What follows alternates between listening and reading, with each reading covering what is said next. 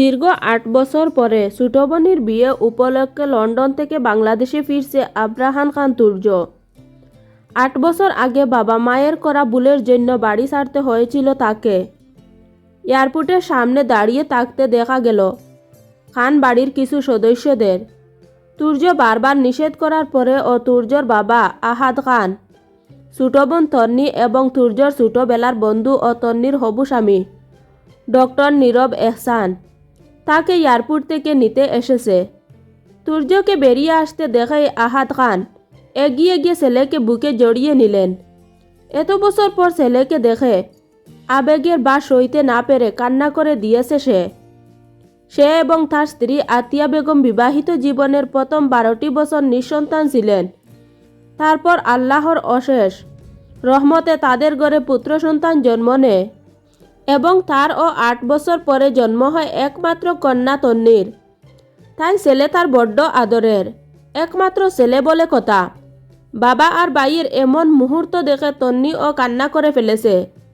তুর্য বোনের চোখের পানি মুছিয়ে মাথায় হাত বুলিয়ে দিতে দিতে বলল, এই পাগলি, কান্না করছিস কেন? তারপর নীরব ও তুর্য লাগেজগুলো গাড়িতে উঠিয়ে বাড়ির পথে রওনা হলো। গাড়ি চলছে আপন গতিতে। আর তুর্য ভাবছে অতীতের কথা। কি হয়েছিল 8 বছর আগে? অতীত 9 বছর আগে তুর্যর বয়স তখন 19 বছর। সে বন্ধুদের সাথে ঘুরতে গিয়েছিল চট্টগ্রামে। তখন তুর্যর বাবা তাকে ফোন করে জানায় গাড়ি অ্যাক্সিডেন্ট ও তুর্যর মামা মিলন হোসেনের মৃত্যু হয়েছে। মামার মৃত্যুর খবর শুনে সাথে সাথে তুর্য চট্টগ্রাম থেকে ফিরে আসে। তার মামার লাশ দাফনের পরে সে এবং তার বাড়ি ফিরলেও তার মা থেকে যায় ভাইয়ের ছোট মেয়েটাকে সামলানোর জন্য। তুর্যর মামা মিলন হোসেনের একমাত্র মেয়ে মায়া, যেমন নাম ঠিক তেমনি মায়াবরা। তার মুখটা মায়াবরা, ওই চোখে এক দৃষ্টিতে তাকিয়েছিল আতিয়া বেগমের দিকে। মায়াকে জন্ম দিতে গিয়ে তার মা মিলিপারি জমিয়েছিল পরপারে। আর এখন মাত্র 9 বছর বয়সে বাবা ও তাকে ছেড়ে চলে গেল। বাবার লাশ দেখে মেয়েটা যেন পাথরে রূপান্তরিত হয়ে গেছে। মায়ার দেখাশোনা করার মতো কেউ না থাকায় 3 দিন পরে আতিয়া বেগম মায়াকে নিজের সাথে নিয়ে আসে। তারপর থেকে মায়া তাদের সাথেই থাকতে শুরু করে। এভাবেই চলে যায় 1টি বছর। মায়ার প্রতি তুর্যের ব্যবহারও খুব স্বাভাবিক। তুর্য তন্নির সাথে যেমন ব্যবহার করে, মায়ার সাথে ও ঠিক একই ব্যবহার করে। এই 1 বছরের মধ্যে যতবারই তুর্যের 2 ফুপি ওদের বাড়িতে এসেছে, ততবারই মায়াকে আশ্রিতা বলে কটাক্ষ করেছে।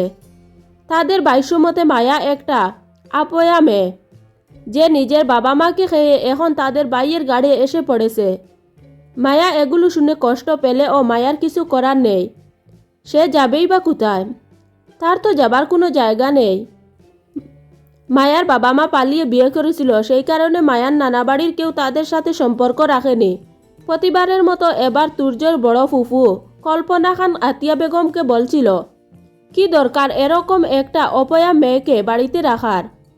এতিমখানায় দিয়ে দিলেই তো হয়।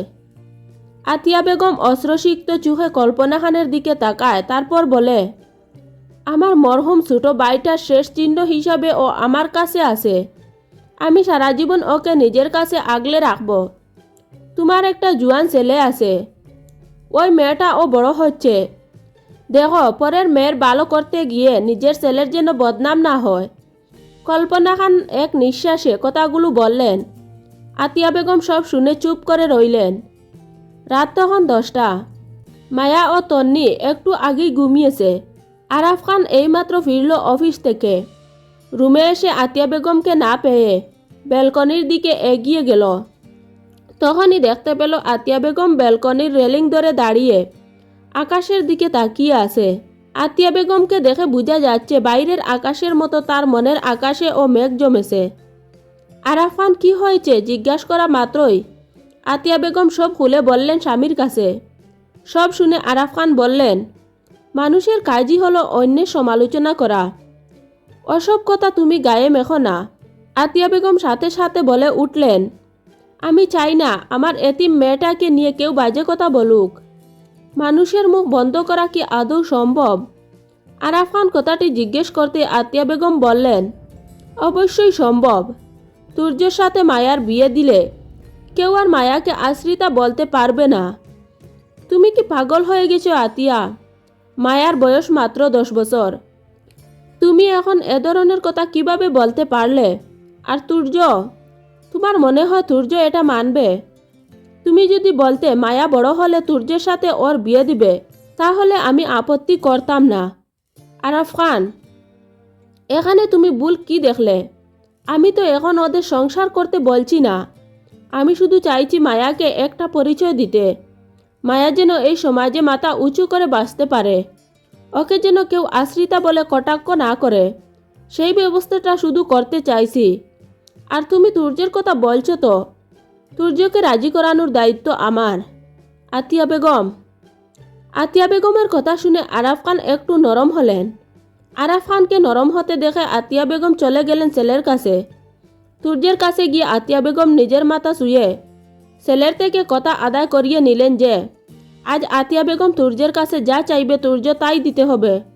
তারপর আতিয়া বেগম তুর্যকে মায়া আর তুর্যের বিয়ের কথা বলতে তুর্যের যেন আকাশ ভেঙে পড়ল।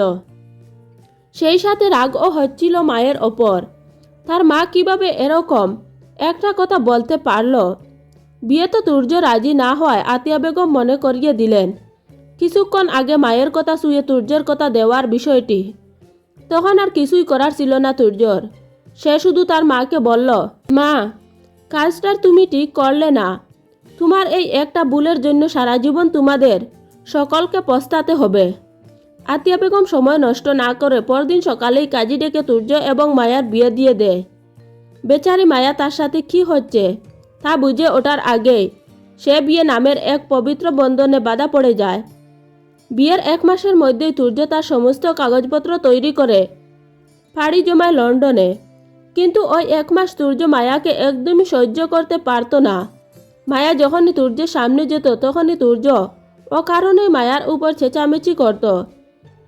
ছোটো ছোটো বিষয় নিয়ে মায়াকে চড় থাপ্পড় লাগিয়ে দিত তুর্য। মায়া তুর্যকে অনেক ভয় পেতে শুরু করলো। ছোট্ট মায়া বুঝতে পারে না তার তুর্য ভাইয়া এভাবে হঠাৎ বদলে গেল কেন। মায়া ভাবত কেন এত অপ্রিয় সে। বিদেশে যাওয়ার পর প্রথম 2 বছর তুর্য তার পরিবারের কারোর সাথে কোনো যোগাযোগ না করলেও মায়ের হার্টের অপারেশনের কথা শুনে বাবা মা এবং ছোট বোনের সাথে ফোনে যোগাযোগ শুরু করে। পরিবারের সকলের সাথে কথা বললেও গত 8 বছরে কখনো মায়ার খোঁজ নেওয়া হয়নি। এবার দেশে ফেরার পেছনে একটি বড় কারণ হলো মায়াকে ডিভোর্স দেওয়া। কিছুদিন আগে আতিয়া বেগম নিজেই তুর্যকে ফোন করে বলেছে, তন্নির বিয়েতে তুমি দেশে এসো। তুমি দেশে ফিরে মায়াকে দেখো। তারপরে ও যদি তোমার মনে হয় তুমি মায়ার সাথে থাকতে পারবে না, তাহলে আমি নিজে তোমাদের ডিভোর্সের ব্যবস্থা করে দেব। তুর্য নিজেও চায় বিয়ে নামক এই বন্দি দশা থেকে মুক্ত হতে। তাই তো সব কাজ ফেলে দেশে ফিরছে সে।